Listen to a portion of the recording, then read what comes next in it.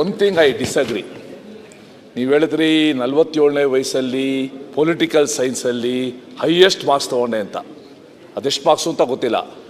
ನೀವು ಪೊಲಿಟಿಕಲ್ ಸೈನ್ಸಲ್ಲಿ ಮಾರ್ಕ್ಸ್ ತೊಗೊಂಡೋಗಿರೋಕ್ಕಿಂತ ಅಪ್ಲೈಡ್ ಪಾಲಿಟಿಕ್ಸಲ್ಲಿ ಜಾಸ್ತಿ ಮಾರ್ಕ್ಸ್ ತೊಗೊಂಡಿದ್ದೀರ. ಓಕೆ, ಅಪ್ಲೈಡ್ ಪಾಲಿಟಿಕ್ಸಲ್ಲಿ 100ಕ್ಕೆ 200 ತೊಗೊಂಡಿದ್ದೀರ.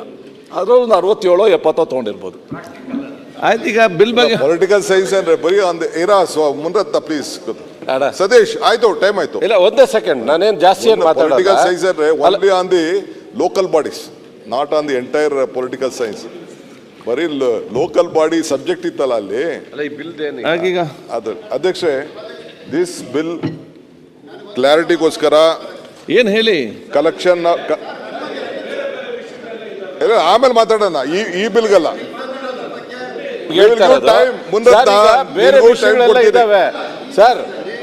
ಈಗ ಬಗ್ಗೆ ವಿರೋಧ ಅಂತ ಮಾತಾಡ್ತಾ ಇಲ್ಲ. ಒಂದ್ 2 ನಿಮಿಷ ನನ್ಗೆ. ಹೌದು, ನೀವು ಮಂತ್ರಿಗಳು ಮಾತ್ರ ಮುಂಚೆ ಬರ್ಬೇಕಿತ್ತಲ್ಲ, ಯಾಕೆ ಲೇಟ್ ಆಗಿ ಬಂದಿರಲಿಲ್ಲ ಸರ್? ಕಾಲಿಗಟೇಷನ್ ಸರ್, ಈಗ ಇನ್ನೊಂದು ಕಾಲಿಗಟೇಷನ್ ಹಾಕಿ ಇನ್ನು ಇಷ್ಟೊತ್ತು ಮಾತಾಡಿದಾಗ ಬೇರೆ ವಿಷಯಗಳೆಲ್ಲ ಬಂತಲ್ಲ, ಅವೆಲ್ಲನೂ ಕೂಡ ಒಂದೇ ಸರಿ ಅಮೆಂಡ್ಮೆಂಟ್ ತರ್ಬೋದಿತ್ತಲ್ಲ. ನಾವು ಒಂದು ಚರ್ಚೆ ಮಾಡಿ ತಗೊಬನ್ನಿ, ಅದು ಯಾವ್ದಾದ್ರು ಬೇಕೋ ತಗೊಬನ್ನಿ.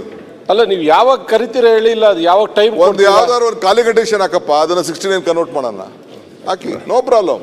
I am very open.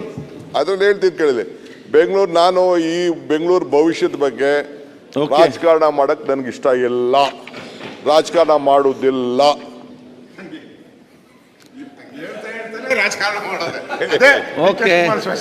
ಅಧ್ಯಕ್ಷೆ, ನಾನು ಇನ್ನೊಂದು, we have given powers, collection of taxes, financial autonomy, elections, reservation ಎಲ್ಲ we will not interfere.